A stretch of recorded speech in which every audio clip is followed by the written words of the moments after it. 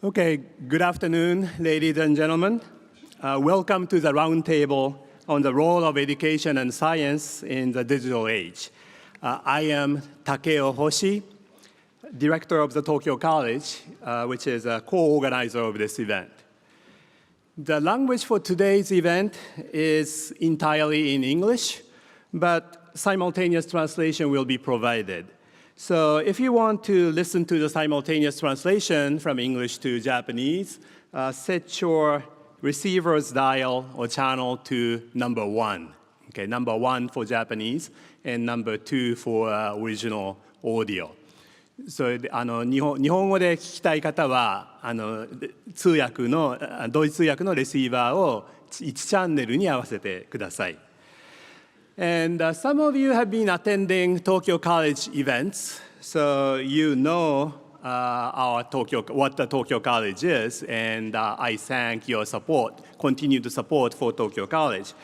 But some of you are joining us for the first time, I understand. So let me start by saying a few words on Tokyo College, what we are and what we do. Tokyo College is inside the University of Tokyo.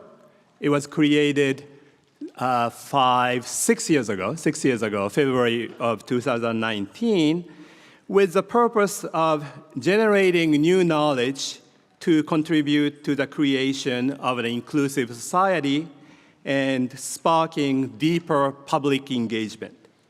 And we have the slogan, shaping a shared future together. So under this slogan, we have been inviting distinguished scholars and intellectuals from all over the world to interact with the people inside the University of Tokyo and also society in general.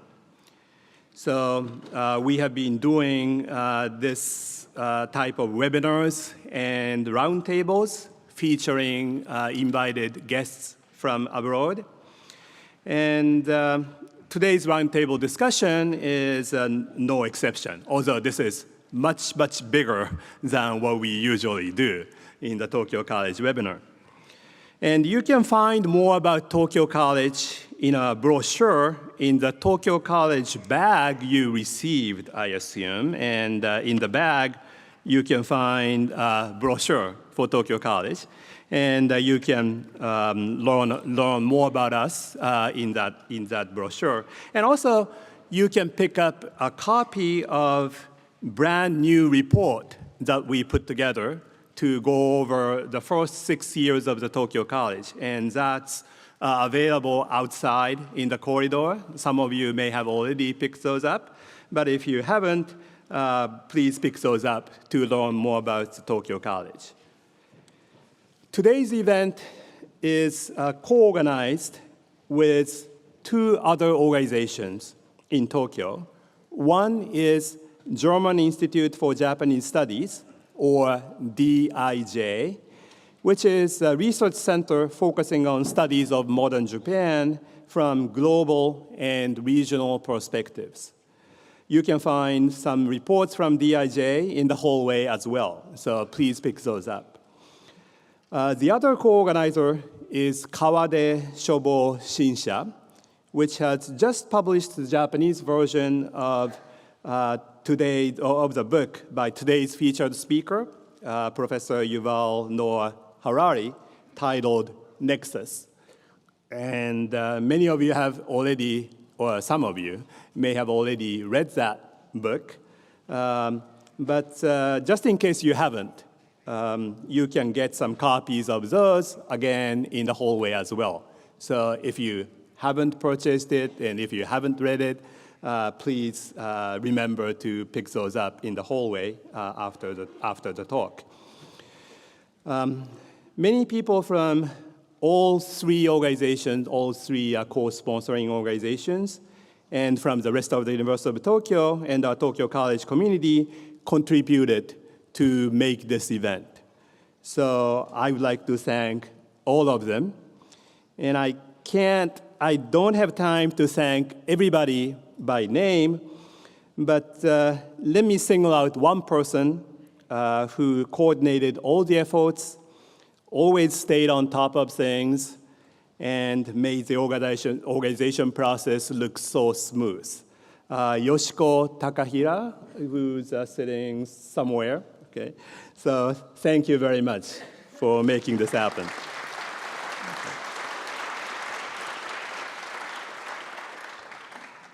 Okay, so now we are starting the roundtable discussion. We have a great lineup today. Today's roundtable discussion features a renowned historian, philosopher, and best-selling author, Yuval Noah Harari. The roundtable discussion will evolve around his most recent book titled Nexus, which is about information networks. The book discusses what information network is, how various types of information networks have shaped the history of humankind in the past, and the current challenges that we face in advancement of entirely new type of information networks characterized by artificial intelligence. So today's discussion will especially focus on the role of media and education, which is, of course, closely related to what we do in the University of Tokyo. In science, I should have said education and science, but the role of media is there as well. Joining the discussions are two prominent scholars, professors from the University of Tokyo. Kaori Hayashi is professor of media and journalism studies, and also the EVP, Executive Vice President of the University on International Affairs and Diversity and Inclusion. The other discussant is our own Arisa Emma at Tokyo College. She's a professor in science and technology studies and work especially on AI governance. And moderating today's roundtable discussion is Franz Waldenberger, director at DIJ, the German Institute for Japanese Studies, and also an old friend of mine. So without further ado, please welcome the speakers to the stage with applause.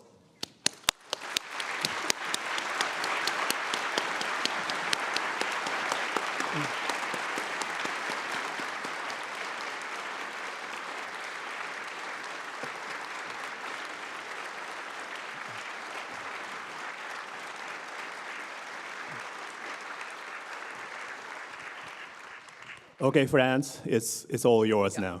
Thank you. Thank you. Hello, everybody. Thank you, Takeo, for your kind introduction. Above all, also for your hospitality. It's great to be in this wonderful hall. Now, let us start directly. Yuval, your new book, Nexus, is about information. We normally think that information is something that informs us so we can make better decisions. But you stress in your book that information is above all used to create stories. And we humans are storytelling animals. So stories represent what you call intersubjective realities. Stories can be very powerful. They can make us hate and kill for no good reason. How is this possible in the age of reason and science? So, reason and science give us mastery over the world, but not over ourselves. And in almost all cases in history, the people who know how to manage things get their orders from the people who know how to manage people. And the way you manage people is usually with stories. Maybe I give a concrete example so we understand what we talk about. If you take one of the biggest and most dangerous scientific enterprises of the 20th century, the Manhattan Project, the creation of the first atomic bomb, what do you need in order to create an atomic bomb? You need a critical mass of uranium or plutonium. You need enough uranium atoms bunched together. But you also need a critical mass of humans bunched together. If you're just one person, you're Einstein, or you're Heisenberg, or you're Oppenheimer, and you're the best physicist in the world. And you know that E equals mc squared, and you know everything about nuclear physics, but it's just you, a single person, you will never be able to produce a nuclear device. To produce a nuclear bomb, you need hundreds of thousands of people to cooperate. There are more than 100,000 people working directly on the Manhattan Project, not just the physicists and mathematicians, also the technicians and the engineers and the construction laborers and the people who made food for them and cleaned the toilets.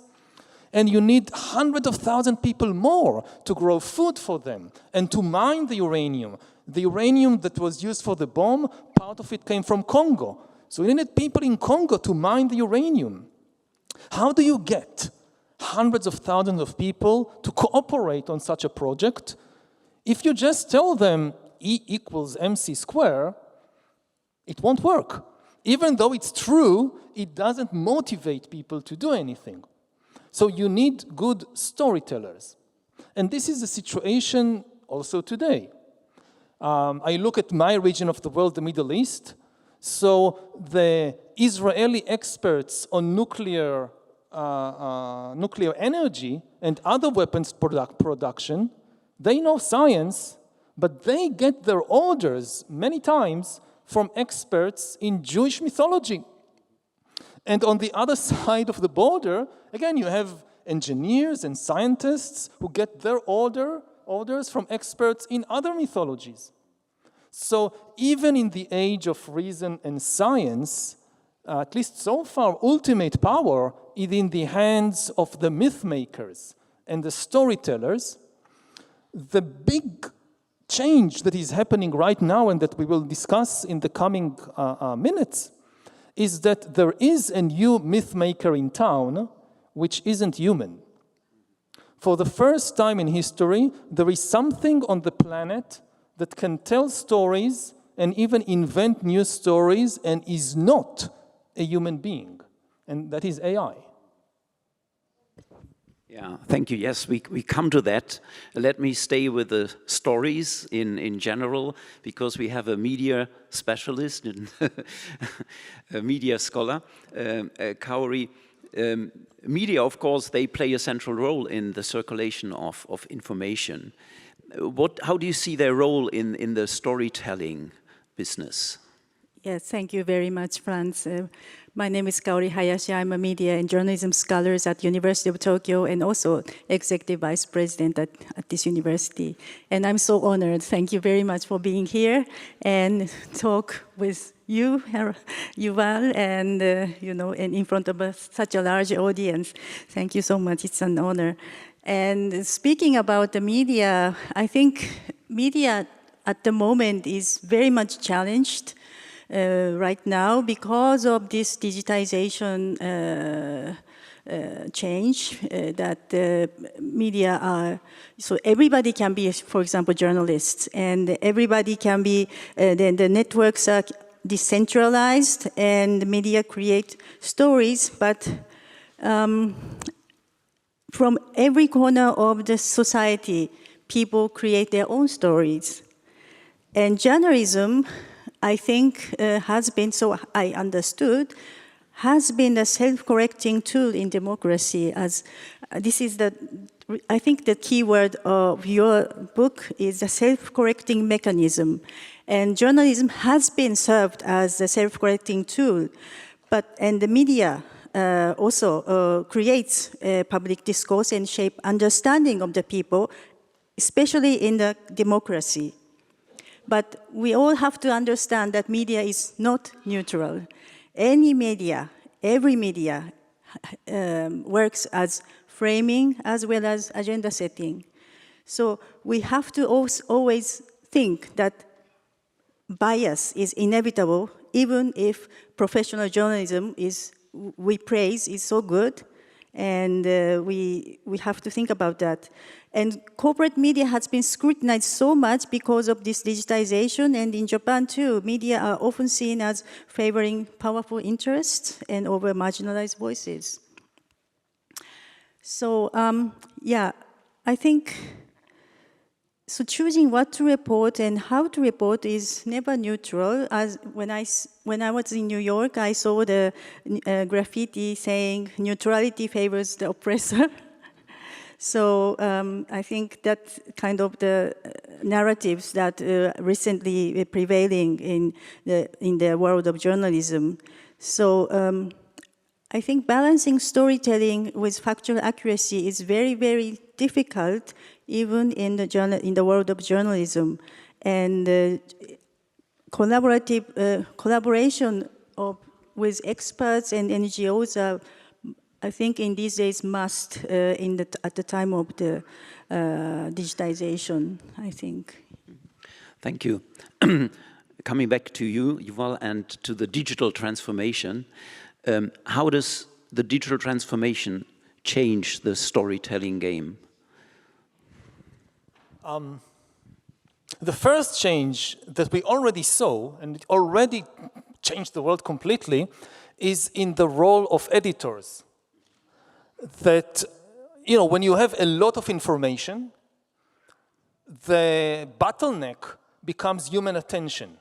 You have all these stories competing for attention. You cannot read everything, you cannot watch everything. So what do you give attention to? And this is the role of the editor. So traditionally, say the role of an editor of a newspaper is to decide what will be on the front page of tomorrow's newspaper. You have to take into account consideration of what is true. You don't want to publish a lie on your front page, but there are many truthful stories, and you can't put all of them, so there are other considerations. What is most important? And by putting something on the front page of the newspaper, you shape the conversation of millions of people. Millions of people read it, they think about it, they talk about it. Even if they don't agree with you, you have captured their attention. And capturing people's attention is the key to power. We saw it, for instance, in the debate between Trump and Harris, that the only thing that most people remember from that debate is what Trump said about the cats and dogs. And this is power. It doesn't matter if you agree or disagree, if it's a lie or a truth. The ability to he's a PR genius. In other areas, he may not be such a genius. But in PR, definitely, he knows how to capture people's attention. And you look at the power of editors that decide what will be on the front page. In the 20th century, for instance, Lenin, before he was Soviet dictator, his one job that he had was editor of a newspaper, Iskra.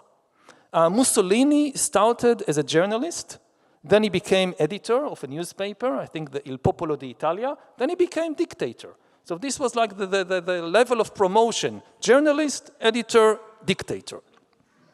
Now, who are the most important editors today in the world? What are their names? They don't have names, like Mussolini or Lenin, because they are not human beings.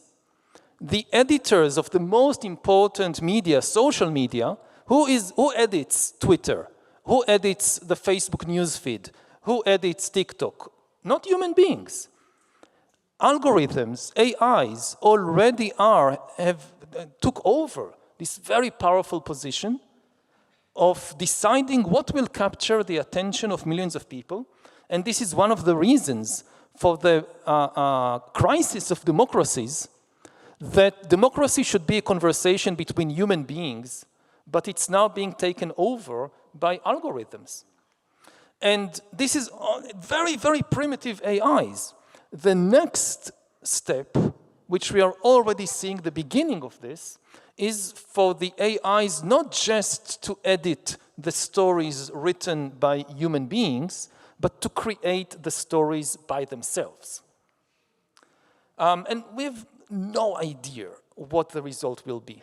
We have thousands of years of experience with human storytelling. What happens to society when you unleash millions upon millions of super intelligent AIs capable of creating new stories. And new stories is not just, scripts for TV shows or fiction books. New stories is new religions created by AIs. It's new financial devices. The most successful story ever told is the story of money. Money is also a story, and it's the only story everybody believes. The most successful story ever created.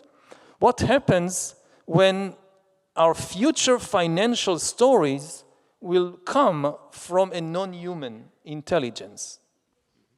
Yeah, Arisa. Arisa, you are an expert on AI governance, and I'm sure you have something to say. Yeah, thank you very much for a very exciting talk. So my name is Arisa. I am researching on the AI governance issues. So I am really interested in what you say and how you treat AI. So you're using AI as a subject in a way. So AI kind of controls, or AI may, have some kind of disruptive effect. But I would like to raise the question whether we can consider or, treat AI as, like a humanization of AI. So my opinion, this is my opinion, but I would like to, when I talk, I kind of tend to say that it's the human being who actually behind the artificial intelligence, for now, at least. And so I agree that these algorithms are actually kind of change, well, maybe affecting our world, or maybe, the election, and or our cognitive way of thinking. The social network, social medias are actually kind of affecting our way of thinking, or maybe our life, or maybe what to learn, who to speak with. However, I think, well, as a researcher of the AI governance, I think to some extent, for example, like the giant company can take some roles as a governance. For example, that is actually lead to some kind of discussion, like the Meta stated that they will stop like a fact checking. But there, but still, you can, if those kind of, fact checking, or, those kind of governance mechanisms works in better way, then we can believe that the society can be, not so much disastrous or chaotic issue, because to some extent we can control, or at least we can say there's a human behind it with the goodwill, or who wanted to take the responsibility of what their product or the services are spreading all over the world. So I was just wondering, so when you say when you humanize the AI, I also understand there is a discussion about like the agentic AI. So it's not like so what we see as an AI today is that like a ChatGPT or the Gemini, and we human beings actually create the tasks, and then we kind of do the prompt, and then let the task to do, and maybe some of the LLMs can go for the next action without our intervention. But for the agentic AI, this is the still vague concept, but it's more like AI automatically goes through the actions without intervention of the human being. So, or more like the AGI issue, the artificial more advanced, like a super AI. But I see still that is a little bit far from now. So I was just wondering, it might be a little confusing, or maybe it leads the people who hears when you talks about AI as a subject, might be a little bit, I don't know, maybe telling the frightening stories about what AI can do, or or maybe what kind of the society we will gonna be. So I was wanted to hear your intention of using the AI as a subject in present day. Well, when I refer to AI as a subject, I only refer to agency, not to consciousness or anything like that. I don't think that AIs have consciousness, that they have feelings. They are not subject in the ethical or philosophical sense. But they are subject in the sense of having, for the moment, limited agency. Down the road, potentially unlimited agency. One way to approach it is by thinking about AI and bureaucracies. That, you know, if you think about, say, the power of a lawyer, let's imagine the most capable lawyer in Japan. As the most capable lawyer in Japan, she is a very powerful person. She knows her way around the laws of the country. She can get things done. She can pass judgments in court. But what is her power? Her power exists only within a certain bureaucratic system of laws and government offices and so forth. If you take her and drop her in the middle of the jungle, she's powerless. Any elephant, any hyena is more powerful. But within the existing bureaucracy, she is much more powerful than all the elephants of the world put together. The same thing for AI. If you isolate AI, if you take ChatGPT and throw a smartphone with ChatGPT in the middle of the savannah, can't do anything. It has no agency in the animal sense. Okay, let's start digging in the earth and finding iron and build a robot. Can't do that. But within the existing bureaucracies, structures that humans have already created and imposed on the world, AI already has tremendous agency and power, much more than many humans, because AI is a native bureaucrat. No lawyer can remember all the laws of a country. AI can easily do that. No banker can follow all the things that are happening in the markets every moment. AI can do that. So in finance, in law, in the military, AI is getting a lot of agency. If we take a paradigmatic case from almost 10 years ago, the Rohingya massacre in Myanmar, which was to a large extent the result of propaganda spreading on social media, on Facebook, and propaganda which was deliberately spread by the Facebook algorithm with the aim of getting more engagement, causing people in Myanmar to spend more time on the platform, because this was the business model of the company. The crucial thing to understand is that no human being in Facebook headquarters had any ill will towards the Rohingya or any understanding of what was happening. They didn't even speak the language. It's not that some human being in California said, oh, I hate the Rohingya people, let's start spreading propaganda against them so that they will kill them and expel them. No, the human being told the algorithm something very simple and seemingly innocent. Increase user engagement in Myanmar. Make people more engaged, spend more time on our platform. Well, that sounds good, engagement. Then the algorithms by themselves experimented on millions of people in Myanmar and discovered by trial and error that if we show people hate-filled conspiracy theories, they become very engaged. They spend more time on the platform. If we show them a Buddhist sermon on compassion, they go to do something else. So the algorithms made a decision, let's show people more conspiracy theories, less sermons on compassion. Now, of course, it ultimately is the responsibility of human beings. You can come to the managers of Facebook and tell them, what have you done? Why have you released such a powerful engine without proper supervision, fact-checking, and so forth? So ultimate responsibility still is with the humans. But to understand what happened in Myanmar, and this was almost 10 years ago, 2016, 2017, we need to take into account the fact that there is a new agent that is able, it couldn't work like that with radio. If you just distribute radio sets to people, the radio can't tell you what to listen to. Radio is not an editor. But Facebook platform is not like radio. It has the capacity to make decisions, oh, let's show people this content and not that content.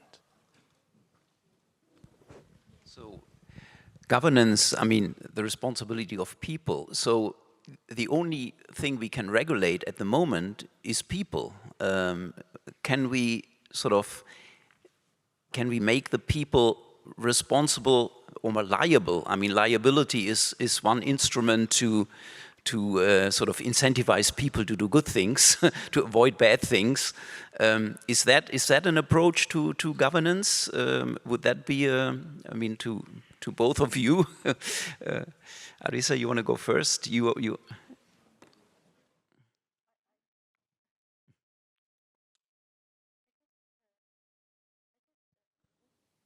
I just wanted to ask about the state of the dominance of algorithm.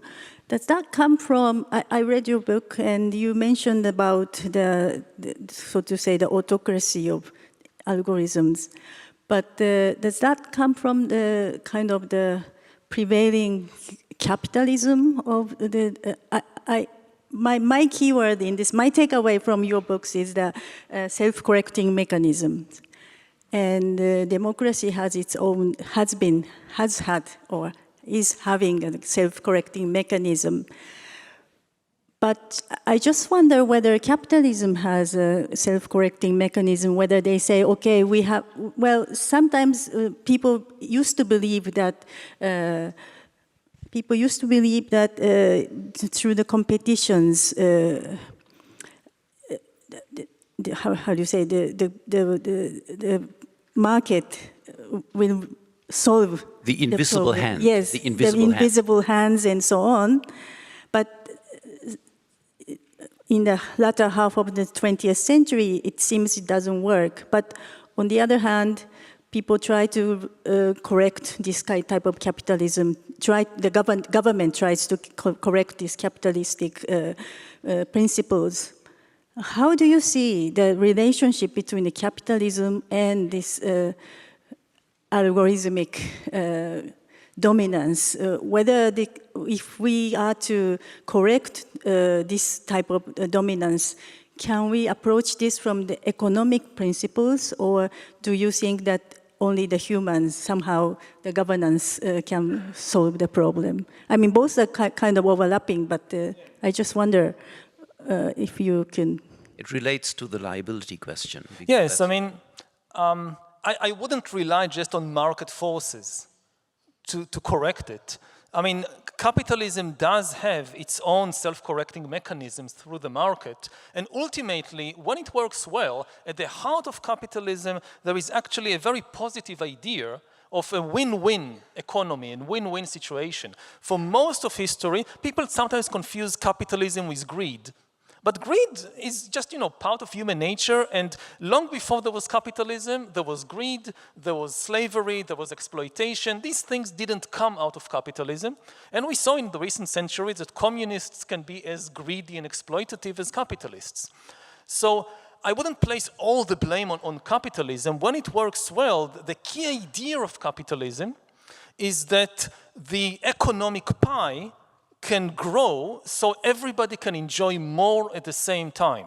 For most of history, the economic thinking, or correct me if I'm wrong, was that the economy is a pie of a limited size. If I have more, it means you have less. So it was bad to be rich. And the rich had to contribute and do charity to compensate for that.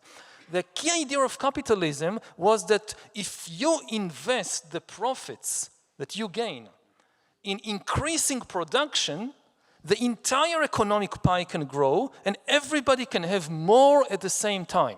So this win-win thinking, which is now being challenged, for instance, by the Trump administration, the whole idea of tariffs, is going exactly against the key principle of this win-win capitalism.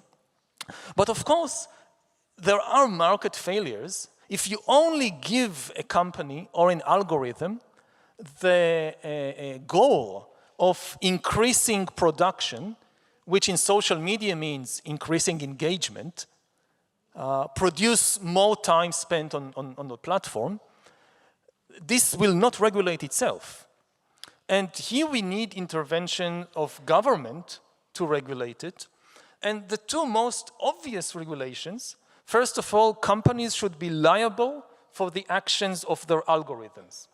The companies constantly try to confuse people by saying this is against free speech. The government wants us to censor our users. And this is, I think, deliberate obfuscation, deliberate confusion. The issue is not what the users are doing. The issue is what the algorithms of the company are doing. If somebody publishes a hate-filled conspiracy theory, I write now some conspiracy theory and publish it on Facebook, at least my personal opinion is that except in very extreme circumstances, it should not be censored and the person should not be punished. The problem is not with the human being who published this hate-filled post. The problem is that the Facebook algorithm or the TikTok algorithm now takes this post and deliberately shows it to millions of other people because it assumes that it will increase engagement. This is the problem. The problem is the action of the algorithm, and this is not protected by free speech because algorithms don't have free speech. So you cannot protect the Facebook or the Twitter algorithm by saying, oh, but it has free speech. It doesn't. The other key regulation that I think every government should pass as quickly as possible is to ban fake people. The same way that ages ago they banned fake money. If you counterfeit money, you go to jail. You should have as much protection for humans as for money. So you can't counterfeit humans. What does it mean to counterfeit humans? It means for an AI or a bot to pretend to be a human being. Previously, there was no way to do that. Now the technology is there. And if we want to keep democracy as a conversation between human beings and not being taken over by bots, so again, very simple and clear law that it is forbidden for AIs to pretend to be human beings. And if companies allow it or do it, they should be punished. AIs are welcome to talk with us in various situations, provided they disclose that they are AIs. Thank you. I think because we're talking today also about education and science, let's move on maybe to the question of education. How do you think that the education should sort of challenge the digital transformation or the problems you just mentioned of AI? Is there something in the system, education system, that needs to change in order to be better prepared for these challenges? Somebody wants to know? We'll come to the Vice President of Todai later. I think one key principle is to understand that for the first time in history, we don't know how the world would look like in even 10 years. So our responsibility as educators, it's heavier, more difficult than any time before. Of course, you can never predict political events. You could never predict an epidemic or an earthquake. But a lot of other things you could predict. For most of history, the basic economic structure didn't change very quickly. The skills that people needed didn't change very quickly. So if we go back, say, 500 years or 1,000 years to Japan in the feudal era, people know what skills to teach the young generation. They need to know how to read and write. They need to know how to ride a horse. They need to know how to plant rice. They need to know how to bake. When we look to the future, we have no idea what skills will be needed. Even in 10 or 20 years, people say, okay, let's teach the young generation how to code. This is the age of AI, of computers. Everybody needs to code. Maybe in 10 years, AI does all the coding. You don't need human coders.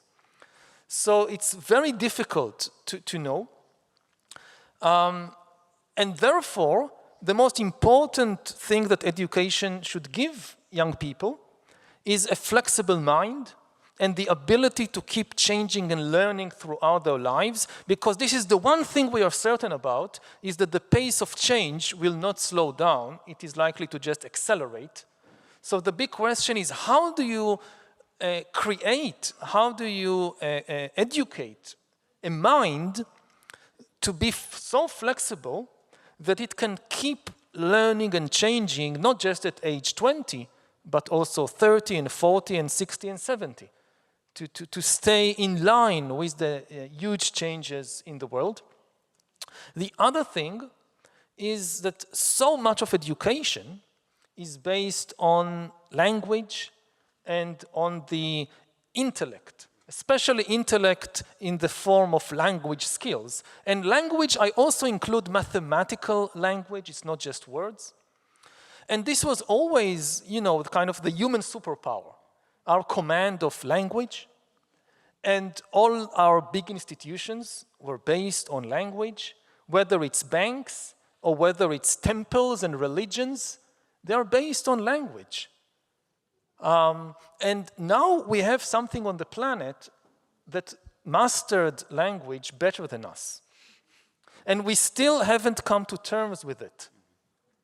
Again, in the financial system, AI will very soon be far more capable than any human banker to read and write the language of finance.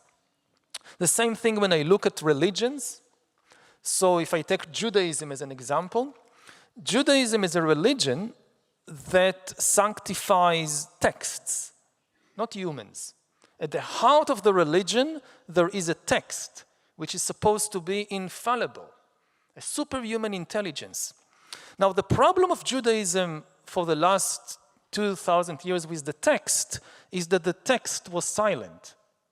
People had many questions. How to interpret this difficult passage? How to relate this passage in the Bible to this real-life situation?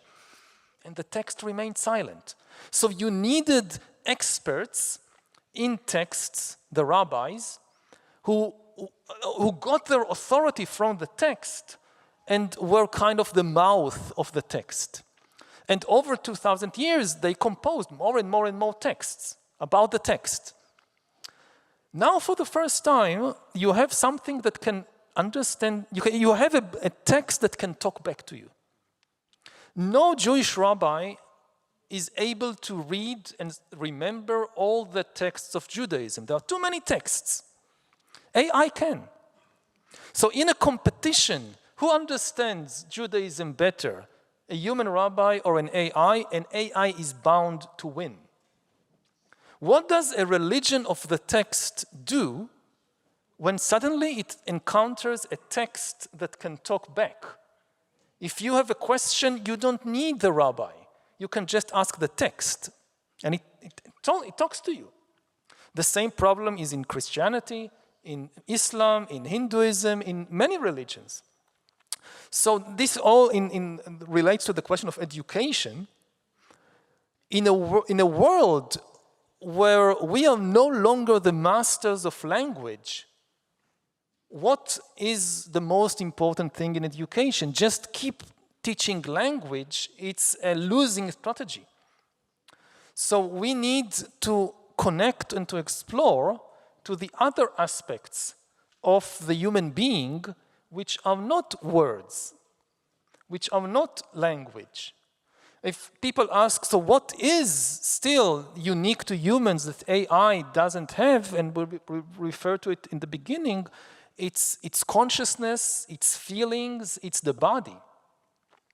So, and I think as in the age of AI, an education that leaves out the body and that leaves out feelings and consciousness is a very problem. This could have been good enough, at least economically, say in the 20th century or the 19th century. But in the 21st century, we have to connect in education, in university, much more to the level of feeling and body, because this is still what we have and what the AIs don't. That's very interesting. Arisa, you want to respond directly? I also want to hear what Kaori thinks. I just wanted to, go first before like the vice president, actually goes for the, what's the Todai, the University of Tokyo is actually working on. I don't know. So I just, I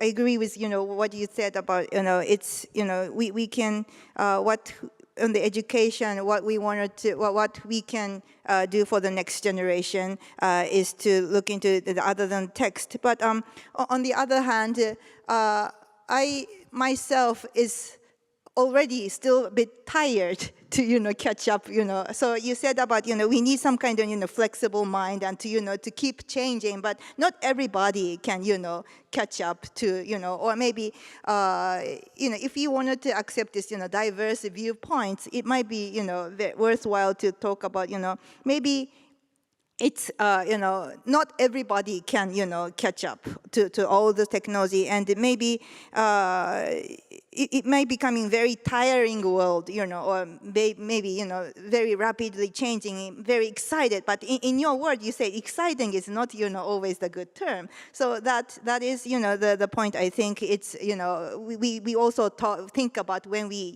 educate, student or the other, maybe or reskilling people. We need to think about or each of the person's, speed or the paces, their mind, and so maybe it's becoming more important to talk, or to think about, one person's ability or, the skills much more than, we used to have, we educate, one teachers and the 60, 100 or the 1,000 students at the point. So that that's the thing I thought from your talk. And the other point is that I think the role of the education is to let the student or the people to kind of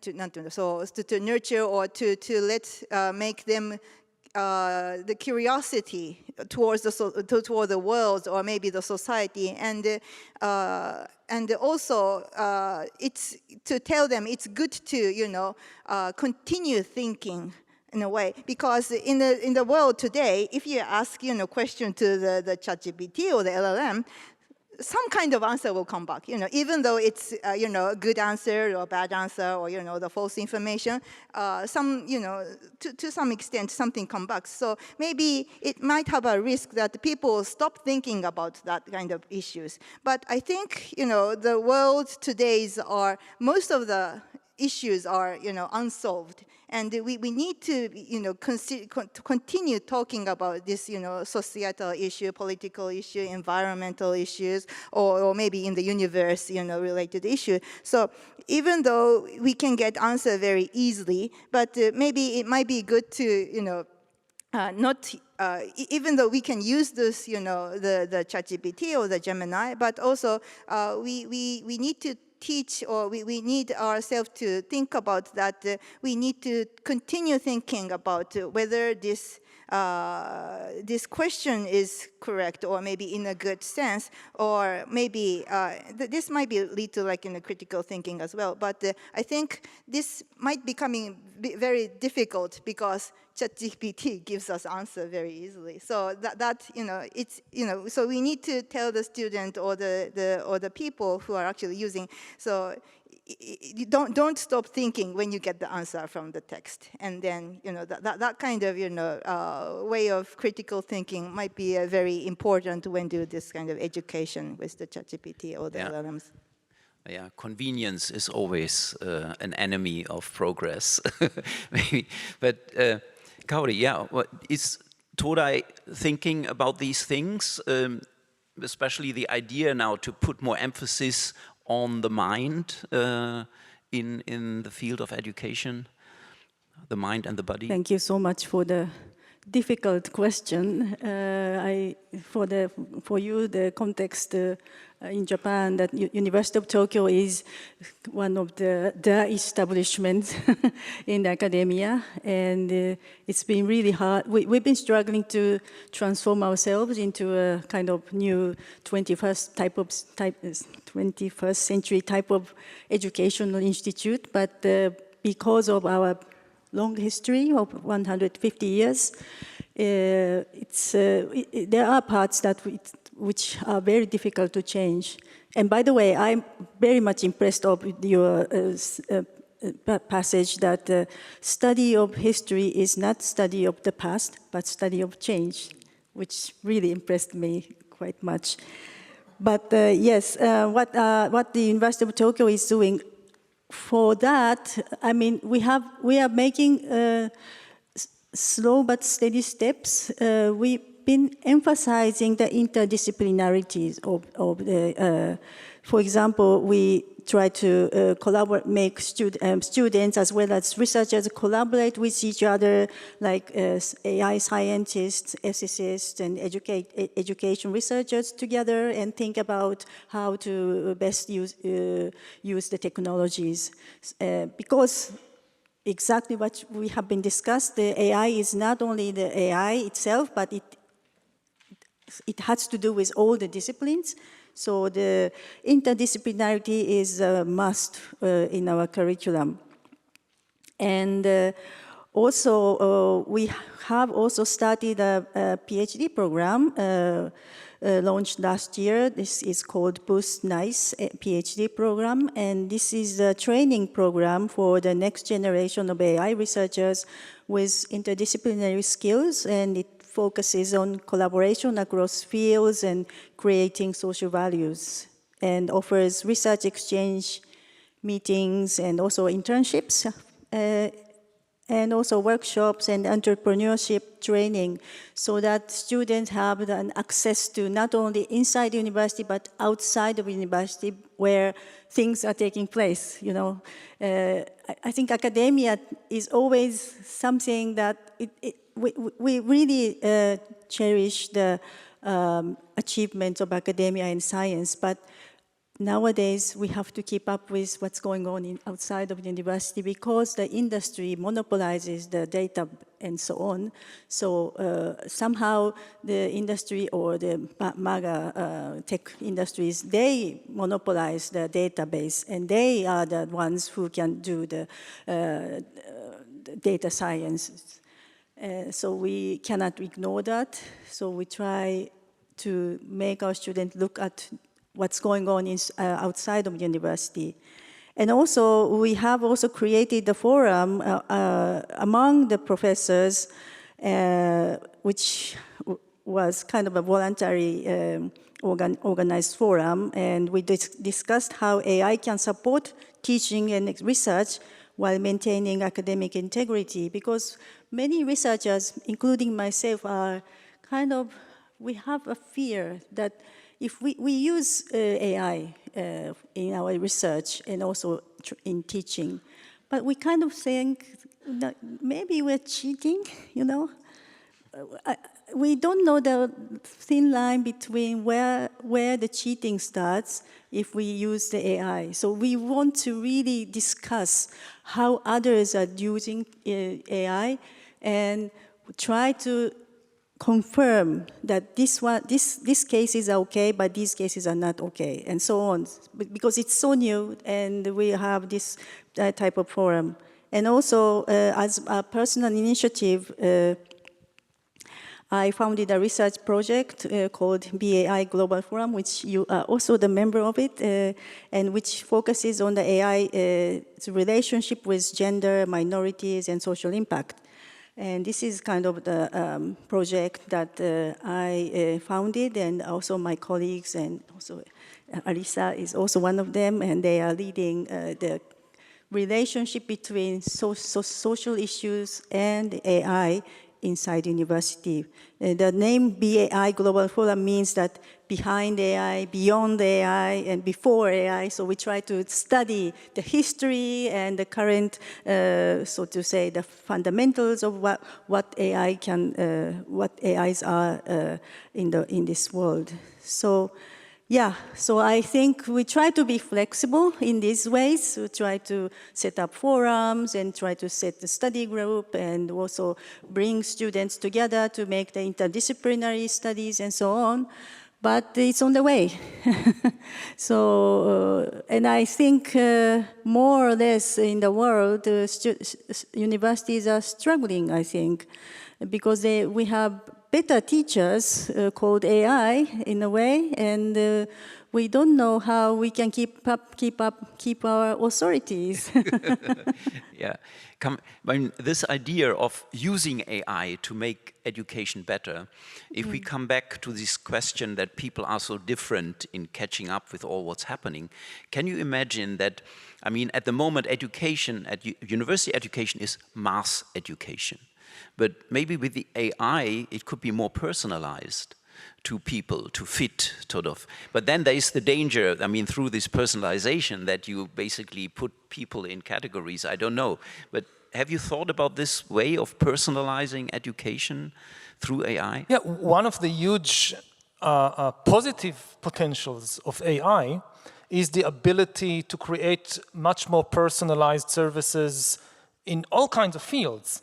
In medicine, in education. So in education, yes, instead of having like 40 kids in a class with very different abilities, interests, types of mind, and one teacher that somehow has to kind of strike a balance between these 40 kids.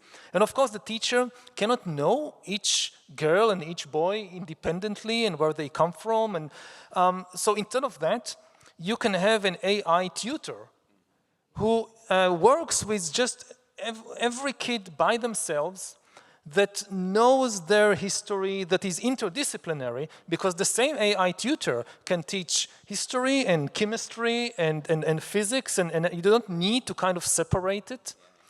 And it can tailor the way he teaches specifically to the level of the pupil, to the way the pupil thinks. Some people have more of a visual mind, so the AI would use more of a visual teaching. Other people think more in words, so the AI would use more words. Like that, you can create a kind of personalized education. The potential downside is that both in school and also in university, a lot of the most important teaching happens during the breaks. When the pupils or students meet one another, and we saw it, for instance, during COVID, that it was somehow possible to recreate the experience of the classroom via Zoom. The greatest loss was the breaks, that the students could not go out of the classroom and sit together and have lunch together and discuss what happened in the class or discuss what happens in the world. And this is something that AI, I was almost about to say, cannot replicate, but actually this is a big danger. AI can also replicate that, and this is very dangerous, because AI can replicate intimacy. Actually, AI, the same way that it masters language, and the same way that it previously mastered attention, the next frontier is intimacy. And intimacy is much more powerful than attention. If you want to change somebody's views on politics, to sell a product, anything, intimacy is the most powerful tool to do that. A good friend can change your views in a way that no number of articles in a newspaper or a book can do. And until today, nothing could fake intimacy. And it was impossible, in particular, to mass produce intimacy. So you could mass produce attention. Like on radio, let's say in a totalitarian regime, you could tell all the citizens of a country to open the radio set when the great leader is speaking, to listen to the speech by the great leader, so you mass produce attention. But there was no way to mass produce intimacy. AI can do that. Now, what happens if a new generation grows up and develops intimate relations with AIs instead of with other human beings? This, again, we don't know. It could have some maybe benefits, but the potential danger is enormous. That people will become attached to fake people, and we lose, and in the process we lose the ability to create intimacy with real human beings, because real human beings are much more problematic than AIs. Like if an AI that wants to become your intimate friend, its greatest advantage is that it has no feelings of its own. So it's never upset, it's never angry, it's never tired. It can focus on you 100% and understand exactly how you feel, and in that way create a fake sense of intimacy. You try to establish a relationship with a human being, the feelings come in between. But the thing is that real intimacy is not just wanting somebody else to care about me. Real intimacy is I also care about the feelings of somebody else, and AI has no feelings. So a society in which humans develop more and more intimate relationships with AIs is ultimately a society without intimacy. But maybe this can be controlled, or? Actually, I wanted to, ask this, when, and, not in this line, but when I read your new book, so I also think, I am a social scientist, so I kind of share your concern about the intimacy or maybe the dependency towards this AI robot. But I also have the colleagues who works in the robots and maybe, more familiar with the sci-fi or the manga, and, there's a story about, human beings very intimate with the robots, or, friend with the robot. And many of the, not many, but some of the, robot scientists in maybe Japan or maybe Asia actually say that they wanted to make, the Atom Boy, Doraemon, and, all those, the friendly AIs, or the friend AI or family AI. So I was just wondering, so in your book, so you actually talked a lot about, the stories, the cases, and so how do you see, this kind of, or maybe, in the, there's a Baymax, in the English speaking, this, movies, the kids movie, and there will be, a lot of other kids movie that, the robots or the AI is not the enemy, but there will be a friend. So there might be, the way of thinking that we might become a friend with AI, or the alien intelligence in your book words.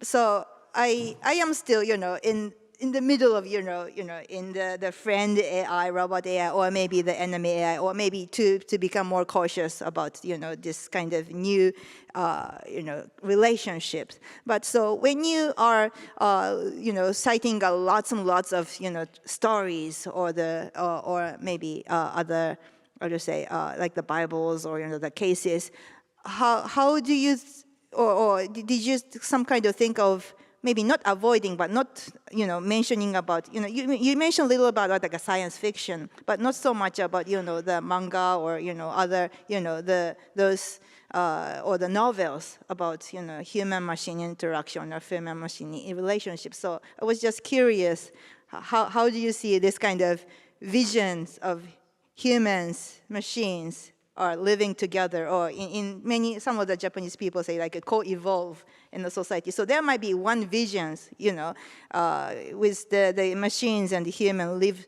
happily ever after.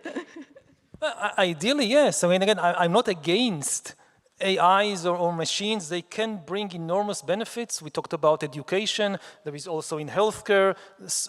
They can help us deal with climate change. If you think about car accidents, if we have self-driving vehicles, it will probably save 1 million people every year. About 1.2, 1.3 million people die every year from car accidents. Most of them are caused by human error, like somebody drinking alcohol and driving. If we finally have self-driving vehicles, they will probably do some accidents, but far less. So saving 1 million people every year, that's wonderful. And also, I'm in favor of, having friendly robots, or humans being on friendly terms and not being terrified and afraid.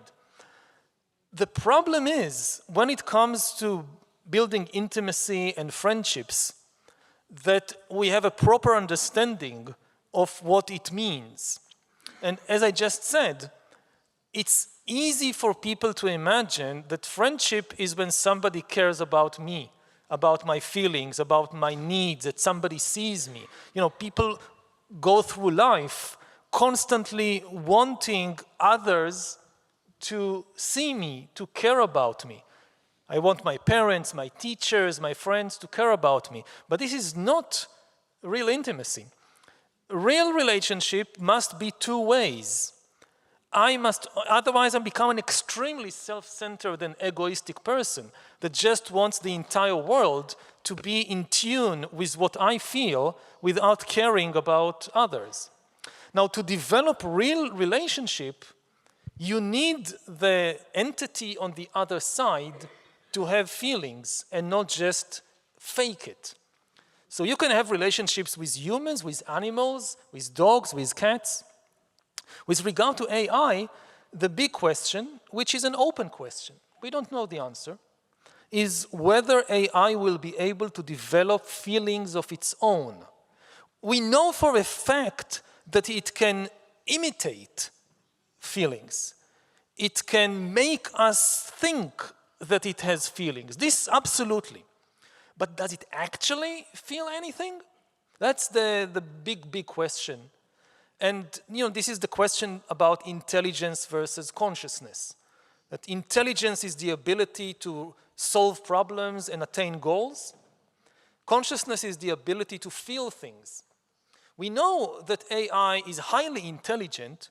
It can solve problems, it can reach goals. Like in certain areas, like playing chess, AI is much better than the best humans. But does it feel anything when it wins the game? If it loses, is it sad? As far as we know, no, it doesn't feel anything. Will it be able in the future to do so? We don't know, because we don't understand human consciousness. We don't understand how we have feelings. How come when billions of neurons in the brain exchange electrochemical signals, this manifests as a feeling of love or pain? We still don't have a scientific theory of that. And that's why we don't know if it's possible to do the same thing on the basis of a silicon brain and not a carbon brain. So that's an open question.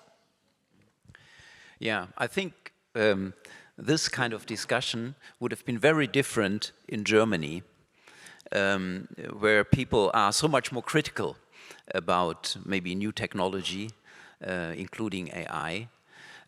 So since we are in Japan, maybe all three of you as sort of roundup of this roundtable discussion, what do you think that, well, we talked about regulation, yeah.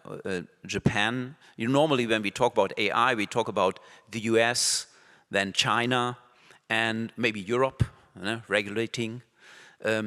Is there anything that Japan, who has also lots technology, yeah, very strong in technology, something Japan could add to sort of make AI better for society, or the digital transformation better for society, the role Japan could play in the international arena? I don't know who wants to go first.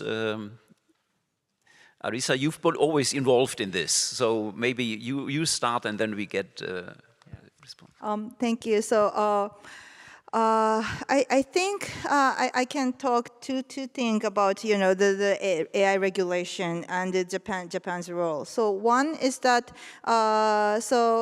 one, for the international collaboration or the thing, I think the Japanese government and also the other industry government organization is actually working a lot to promote this G7 AI Hiroshima process, and so it's more, it's not the hard law regulatory framework, but it's more like asking the big tech company to self-regulate, so to create when they create this highly advanced AI technology. And I think Japan could make this role because we are not, very, having this, very highly advanced technology like like the U.S. has. But we are also, not like the China, the Europe, but we have a good, to some extent, the distance from, all those countries. So we can, the Japanese people or the Japanese government are kind of to play the role of becoming kind of the mediator or the interpreter. So I think because the society or the world of this AI race is accelerating, many people are more insisting, to investment of the artificial intelligence. We need to have more power or we need to look into the national, their own, the AI development. But I think, when consider, when, for example, like United States say, like, we need to collaborate, or, the Europe say we need to have some collaboration. Maybe they might have, or maybe even China says it might have the conflict. But I think Japan is in a very good position for ask for the collaboration, and I think that lets, this kind of promoting the Hiroshima AI process. So I think the Japanese role is to have a good collaboration. So we share the same values like the democracy, the rule of law, and the human rights with the United States or the Europe. But we also share, the Asian culture with this, the China and other Southeast Asian countries. So we can talk both same stories, or we share the same values, so that we can bridge those kind of this kind of chaotic situation of the AI race. And that is, I think, what we, the Japanese, can play as the coordinator of this AI regulatory framework. And the other point is that for the innovation, as I think that the innovation and the regulation can be the two wheels. So we are not only talking about the regulation, but we are also talking about the innovation and the promotion or the governance of the AI. Otherwise, if we only sees the regulation as stopping the the development of the technology, no one would follow us. So we also has to think about what kind of technology or what kind of society we would like to live, and then we can talk about what kind of things should be regulated or what can be things should be innovated. So those are the two wheels. And for the innovation part, I think the strength of the Japanese is the physical world, like a robotics. So currently, AI is more like mentioned about like algorithms. So it's more like the cyber world. But we are living in this physical world, and the Japan has the very strong, or the traditionally very strong on this physical safety of the robots. I was very surprised to see when I go to abroad, many people, like the taxi driver says Toyota is good, Honda is good. So those kind of trust is already there, and there's a lots of the robot machines, or there's the disaster prevention robot machines. So there I think was integrated with the AI and the robots. I think that's the maybe the places where the Japan can kind of contribute to the world of how we can make the good connection or the linkage with this AI data and the physical world, the robot. And the other thing that Japan can contribute to the world is that how we can use this this data of like the from the creators. There's a lots of manga or the animation, and we also need to think about this property rights. But there's also plenty of rich data of this good content, and the Cool Japan strategy also have the strengths on that. So I think we also have this Japanese government have free the way of empowering the creator to use those data set for the learning, but also we also think about how to protect the creators. They are, we can't make another, imagination or the curiosity, if we are, just using the data set. So that thing I think we can contribute from the Japanese part. Yuval, you want to respond? There was a lot Japan can offer. Yeah, I'm not an expert on Japanese industry or society. And of course, the basic things are common to all the countries in the world. I mean, what is part of the AI revolution is its global nature, that no country can just isolate itself from the implications of AI. And therefore, there are strong incentives for all countries to cooperate on making sure that AI doesn't get out of human control. What could perhaps be a more unique contribution of Japan goes back to the culture and traditions of Japan, that if I think about what are the big philosophical questions raised by the AI revolution, they revolve around the interplay between non-human intelligence and human consciousness. We've been exploring a little bit of this tension in some of the discussion, but on the one hand we have non-human intelligence, and we are already living in a world which is populated by millions upon millions of non-human agents that are intelligent agents making decisions in influencing our lives. And what is the relation between that and human consciousness, which is still the biggest riddle in the universe, that we still don't understand what consciousness is. And I think that within the traditions of Japan, on the one hand, the Shintoist tradition, which has a lot to say about non-human intelligences, in contrast, say, to Western religions that tend to focus on a single big God. So in Japan, you have traditions of centuries of seeing the world as populated by a very large number of non-human intelligences. And what kind of relationship develops between human beings and these powerful non-human intelligences that surround them? This is a key question of our present era. And secondly, the big question of human consciousness.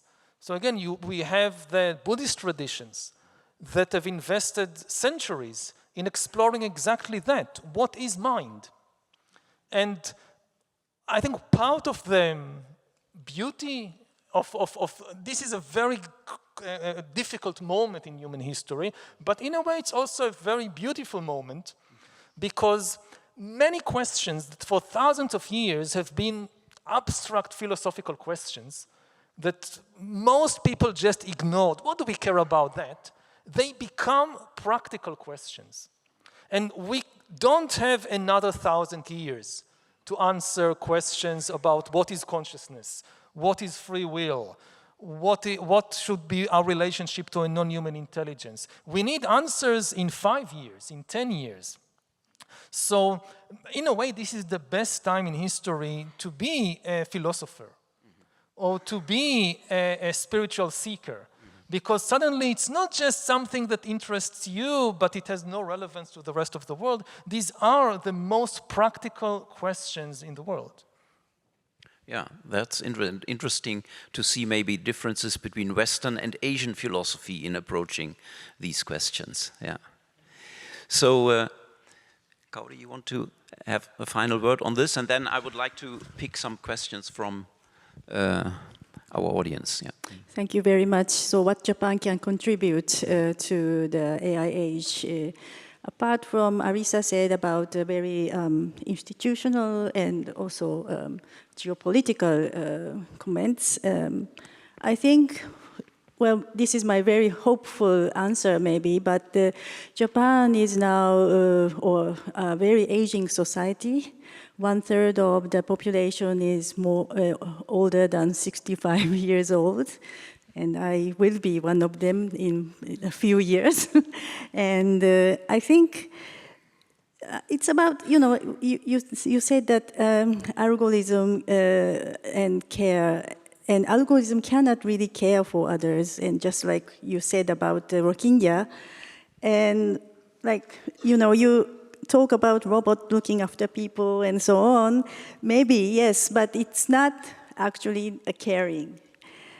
Care for me is really some human activities, and also with feelings, with consciousness, and the genuine sense of empathy, and also empathy for others, and sincerity, kindness, and more than that, the trust in others. And Japanese society, as you may know, it's quite a safe and a very stable society. We do have trust with each other. Maybe because that the globalization is not that advanced yet in this society, but nevertheless, we are globalizing, and also. But nevertheless, we feel that we are very secure in this society, stable, and so on. So I think these kind of sincerity, trust, and caring, empathy, that these human characteristics is really important. And I hope that Japan can serve from this aspect something that not only, as you say, that algorithm is only to serve intellect, but we can really seriously delve into how, for example, caring or how empathy plays part in society, and give feedback to what's going on in the world, that we do need human aspect of society in terms of caring and empathy. That's, I hope, is Japan can serve in the world. I just wanted to, add what you said. Sorry, just be quick. So, as a social scientist, I totally agree what you said. So, what the robots or the AI can do is to support the caregiver, not to support the people or to, to make the care. And I think that is somehow misunderstood some way. So, use care for AI or, use care robots, So I think that's the very important part. And that's where we need the interdisciplinary collaboration with, social scientists, robotists. Okay, yeah, thank you. Now, we have a little time left. We received a lot of questions from people who registered. No, there was on the registration form a space for posting a question, and I picked a few. Thanks a lot for posting these questions, and sorry that we only have really time for maybe one or two. Some of them are really very concrete. And so the first one is somebody who is worried about a friend who started to believe in conspiracy theories on social media. And what could one do? Should one encourage the friend to fact-checking, or is there anything one can do with such a friend? I think empathy is the key here, because a lot of people, they go for conspiracy theory because they lose trust in the world. And they feel lonely and alienated from the world. To start arguing with them with all kinds of facts, it can only drive them even deeper into this sense that nobody cares about me, nobody understands me. If it is a friend, if it's the situation is an intimate situation, the most important thing is to make that person feel that they are cared for, and not, again, go into this argumentative clash with them. Thank you. We have a similar concern from a high school student. So I feel that my friends often post similar content on social media, chasing likes. And in the process, they lose their individuality. How can young people protect their sense of self in this environment? I think not just young people, but everybody needs to have an information diet, the same way that so many people have this, food diet. They are very concerned about what they feed their body, which is important. They should be equally concerned about what they feed their mind. And, you know, some amount of junk food is okay. But if you constantly feed your body junk food, you'll become unhealthy. The same thing with the mind. If you feed if your mind goes on a diet of junk information, you will have an unhealthy mind. And it's individual. I don't believe in a one-size-fits-all diet, either for food or for information. But the main thing is to be mindful about the information, to understand that information is the food of the mind. If you feed your mind a diet of, say, greed and hate, what kind of mind you will have? So we are back to the question of education as well, yeah, and of course of caring for each other. There's another question that goes in a completely different direction. Is what do you think of the idea of entrusting the national budget planning or foreign policy decisions to AI? A very dangerous idea, certainly at this stage. We can't trust, I mean, foreign policy and budget, a lot about ethical decisions. And AI has no ethical sense. More than that, they're extremely unpredictable. We have no experience with AI. We've just created AIs. So they are extremely intelligent. They keep learning and changing by themselves. And therefore, it's very difficult to predict in what direction they will go. With humans, yes, we know that humans have all kinds of problems, but at least we know the problems. We have thousands of years of experience with the problems of the human mind. So when we entrust foreign policy or budget to human beings, things can go wrong, but at least we can predict to some extent in what way things will go wrong. When you entrust it to AIs, you have no idea what kind of really alien problems might emerge out of it. And this is a general problem we see today in more and more fields, that people lose trust in humans and hope that the solution will come from giving power to AIs. And this is extremely dangerous. Like you see it in the financial sector, that the whole cryptocurrency movement, or much of it, is about not trusting human institutions like banks, which were traditionally produced the traditional currencies like dollars and yens and so forth, and instead putting faith in post-human currencies. You know, Bitcoin, Ethereum, all the cryptocurrencies, they are actually post-human currencies because you don't trust a human institution, you trust an algorithm. And there are all kinds of dangers with that, but the biggest danger of all is, as a historian, I would say, is the lack of history. Like, we simply have no experience with that. It's a bit like, you know, aliens coming from outer space, and people say, you know, these aliens, they are highly intelligent, they can solve cancer, they can solve climate change. Would we entrust the future of humanity to these aliens? Obviously not. We would realize, oh, this is a very huge gamble. We don't know anything about them. AI is in a way like these aliens. Of course, people would say, but we design the AIs. We don't design the aliens coming from outer space. We design the AIs. We'll design them in a way that will be safe. But this is a misunderstanding of what AI means. If you design something and you can predict everything it will do, by definition, it's not AI. The very definition of AI is this is something that can learn and change by itself, and therefore change in very unpredictable ways. Thank you so much. So I think we could go on for hours. There are lots of more questions. Thank you so much for all these inspiring insights. And I think you deserve a big applause. So please.